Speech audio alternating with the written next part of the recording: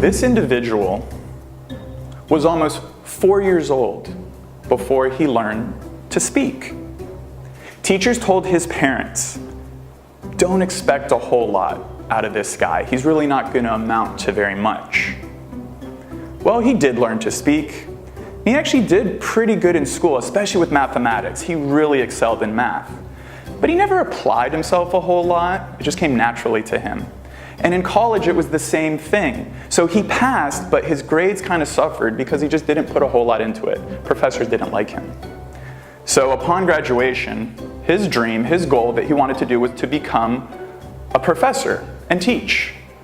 But no university would take him on. They weren't interested. He couldn't even get a position as a lab assistant. So he really kind of fell into the dumps, was becoming depressed, stagnating, didn't know what to do. Reluctantly, he took a job as a clerk at a patent office. The only reason he got that job was because his friend's dad was able to get him in. Well, the work was kind of menial. He was able to do all of the work at the first half of the day, had the rest of the day to focus on his passions and his goals and his dreams. And he did. And you know what? He would submit some papers to a scientific journal. Nothing ever came of them, but he kept doing it. And then in 1905, he had what is described as his annus mirabilis. It's Latin, it means miracle year. This is the year that this guy would turn 26 years old. He submitted not one, not two, but 4 groundbreaking papers with theories and formulas that had never been seen before that radically changed the way we look at physics. They still inform us today on how we view space, time, matter, energy. This is Albert Einstein. This individual was in her 20s when she was fired as a news anchor, and she was told that she wasn't fit for television. Well, she didn't listen to that, and she actually did carve her mark in television. And today she is a multi-billionaire and one of the most influential people on earth, Oprah Winfrey.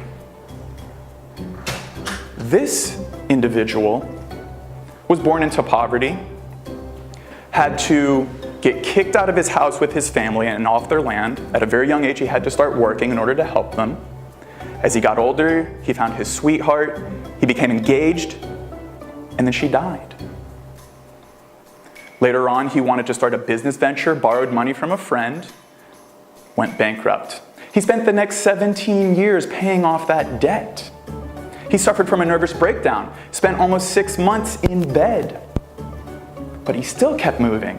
He lost 8 elections, including running for state legislature, running for the House of Representatives, lost, finally did get into the House, renomination, lost, ran for US Senate twice, lost, ran for the nomination for the vice presidency of his party and lost. And still he kept going, and thank God he did. The 16th president of the United States of America and one of the most recognized figures in history, Abraham Lincoln.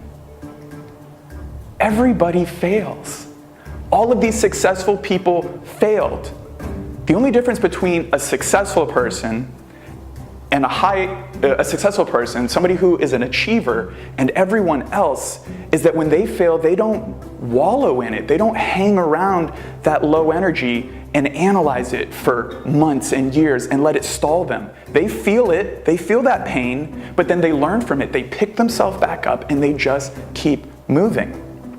We see these successful people, we hear Arianna Huffington and Richard Branson, and we just see their success and we think that it was some foregone conclusion, that they were just going to naturally show up there. But we're not seeing any of the struggle that led to that. People literally fail their way to success. That sounds really counterintuitive, right? But that's how it works. You keep failing until you succeed. Because each failure is a growth, is a lesson, is something that makes you stronger.